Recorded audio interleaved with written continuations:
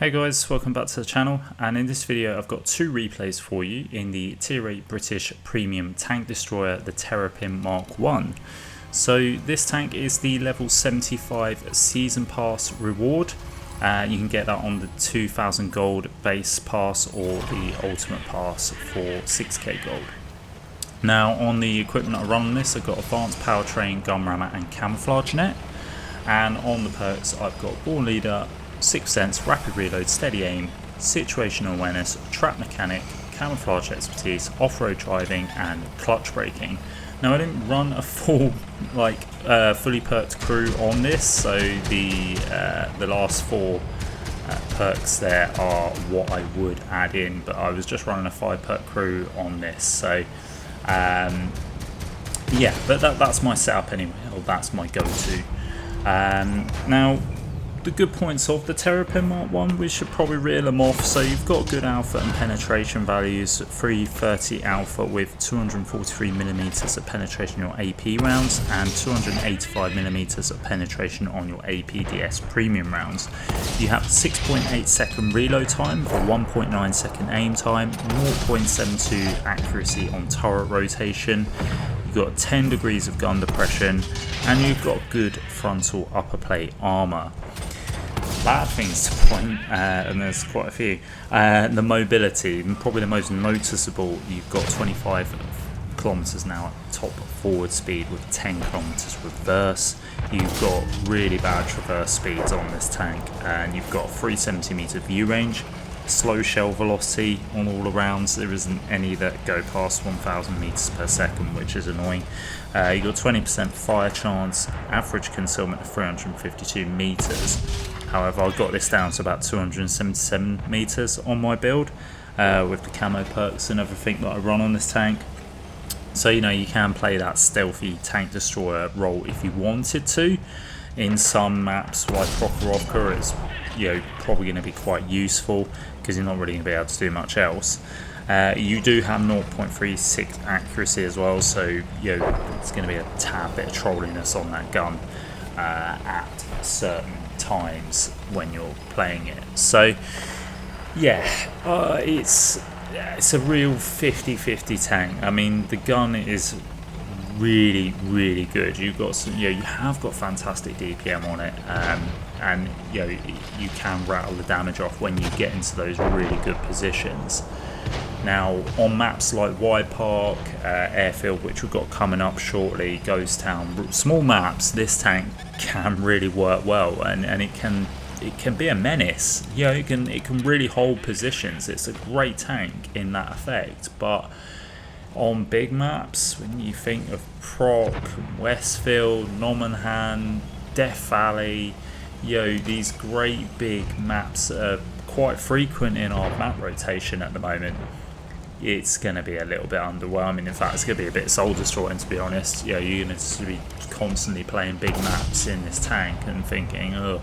And then you've got the fun of playing this at bottom tier as well, which equally is painful, because say it's got good upper turret armor, but when you start coming up against E4s and stuff like that, you are really going to struggle. And when you're in a position where there's nothing you can do about it because you can't move because you don't have good mobility, you're going to be pretty much, you're going to be quite hamstrung, to be honest, and there's not really going to be much room to maneuver or make any good of that situation.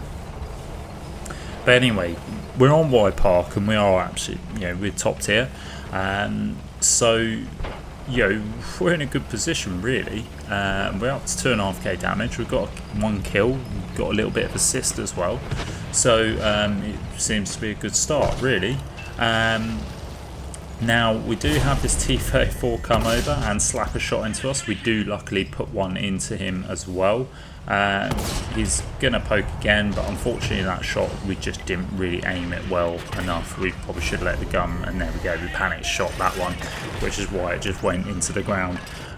So this T-34 is giving us problems. Now I'm kind of opted to just push forwards here just to get out of his gun line. Now we're gonna put a shot into the T-28 prop, which then fires, but we bounce it. I should note, we have actually got some DC DC clan members playing on the enemy team. We've got Ben in the artillery and Kyle here in the Italian tank destroyer. Some really nice guys, but yeah, it's just a bit unfortunate that I'm coming against them. And I notice the old RT detector sort of ping every now and then, so yeah, I need to be careful of that. These guys, obviously, you know, I know them quite well. They do play well, so I need to bear that in mind. But we took out that T-34 that decided to just make a complete rush play down onto that our friendly heavy tank that was in the middle there, which was not really the ideal play. It kind of, you know, basically just threw his hit points away. Ben gets taken out, unfortunately, but that's good news for us because that means we're not going to be having to worry about being hit from the sky. And yeah, we just got 2 tanks left. We've got Kyle in the Italian TD who goes down to the Mantis, and now we just got this T-43, which hopefully we'll be able to squeeze a shot in, and we do, picking up our 2nd kill of the game and also bringing an end to this replay. So let's see how we got on then. And we do come top of the board with 3.6k damage, 2 kills, picking up just over 500 assists there, blocking a little bit of damage as well, picking up the 1st class medal, and yeah, that was just a good start to the video, just to basically explain the Terrapin, what it's like, its fundamental good points and its flaws. And yeah, what we'll do is move into the 2nd replay now, where we are on airfield. Again, a relatively smallish map, probably a more mid-size, but the good thing about airfield, and particularly in this situation where it's team destruction, is we are spawned pretty much opposite sides to each other. So team destruction like this, you're going to find that the majority of the fighting is going to just take place on half the map rather than all of it, as most players just going to bulldog into the you know, sort of the brawl zones here, and we're just going to fight out. And this is good for us because that means we don't have to travel very far to get to the damage. We can, you know, just move up and then we can start getting the gun into the action, and that's ideally what you want to be having in this tank. But the problem is the majority of the time you're never going to get that. So it's, yeah, it's a real catch-22 tank, because yeah, you can have that fun when you're in the brawl zones. It's just practically like a tier 8 Badger. It's sort of the best way to describe it. When you're top tier and in small maps and you've got the gun singing, really does do a lot of damage, and a lot of damage quickly. But yeah, we've got to the situation now where we want to be. We want to be in this position now. Unfortunately, map physics are not agreeing with us, and some dodgy driving going on here, and we just need to sort of readjust so we can just get steady, and then we can start getting some shots in. Unfortunately, we do get hit damaging our gun, but we don't take any damage for that, so that's fine. But now we've got the size of these tanks. Unfortunately, we don't quite get the gun low enough to be able to shoot the side of that AMX, and again, just a slight readjustment on the terrain there, and we managed to get the gun down and get a shot into the side of him. Unfortunately, our damaged gun means that shot just derps into his track. Again, just need to give the gun a little bit of time to adjust to aim in, because you're rattling those shots off quickly. Every shot, you know, the aim time then blooms out, so you need to just give it, yeah, you can't just keep rattling off, just give the gun a little bit to just breathe, basically. And that's what we're doing here, getting the shot right, getting the shot into the T-32.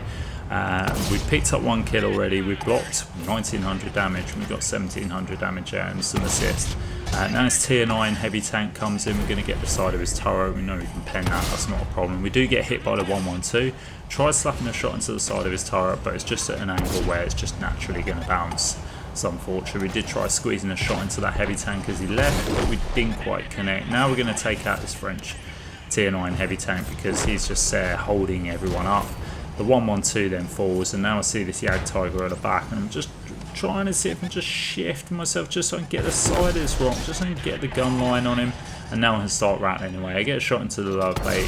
Can we get another shot into the lower plate? I'm sure we can. We do. Damage his engine, fixing him in place, and just as he points his gun, he's about to shoot, we managed to shut him down, picking up our 3rd kill of the game. We're up to 3k damage now, so you can see the damage you can rack up real quick if you're just in the right situation.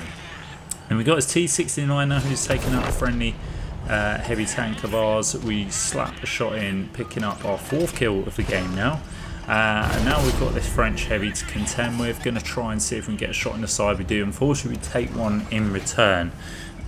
So now I'm just trying to position myself where I'm hull down, where he's just got to shoot my upper plate, because that's where my strong part of my turret is. And you can see that's exactly what happens. He does bounce. He's trying to cover his cupola with his gun, which is a smart move, but yeah, it's just too big and we're able to get one through. He then turns his turret to the side of us. That's not a good play, and we do manage to get a shot into his turret, and we try and finish him off, but unfortunately just gets behind that rock, should I say, covering his position, and that means we can't take him out, which is a shame. Would have liked to have got rid of him because he is in a dangerous position there, and you'll see coming up how dangerous that is.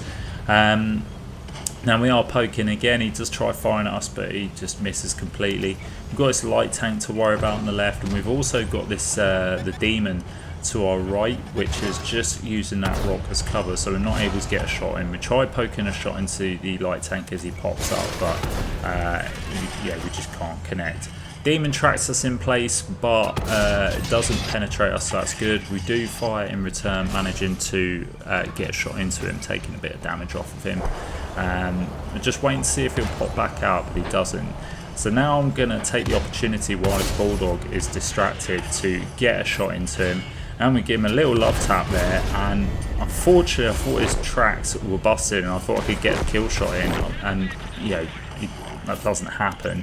We do get a shot into the side. Now we should have actually just paid attention there, but instead we've just focused on this mantis that's in front and completely disregarded the heavy tank that was still alive here, and unfortunately he takes us out, which is a real bummer, because we could have actually got, if we, the mantis had no shots on us, he was distracted, we didn't have shots on the mantis, so really we should have just turned our turret, or turned our tank to the side to give our frontal armour to that HMH, and then hopefully you might have been poked out enough where we could have actually got the kill, taking out the damage, you know, and the danger there, and also picking up a top gun. But you know, it's not to be. You know, we all make mistakes. I make silly plays all the time. We all know that. Yeah, it's just unfortunate. But anyway, what we'll do, guys, is we'll move on to the end of the replay and get to the results screen and see how we got on. So there we go, guys, we pick up the win in the end, and we do come top of the board, not surprisingly, with 5.5k damage, 5 kills and just under 700 assists. We bounce 3k dead on as well. We pick up the ace tanker and a high caliber, and like I say, when you're in that position you can get the gunsling and you can have fantastic games with this thing. Overall though, I think it's probably going to be more hated than loved, and yeah, but for 2k gold, is it worth it? Yeah, I would definitely say so, because 2k gold for a tier 8 is decent, whether it's a bad tier 8 or a good tier 8. Think of the positives. If you get it in a crate or, you know, in an op, you'll get duplicate gold or duplicate silver. Either way, it's win-win. You get something out of it. So yeah, you do get your money back in the end, don't you? So yeah, that is it for the video, guys. I hope you enjoyed it. If you did, please do like and subscribe, because it does help the channel. And as always, guys, I'll catch you next time.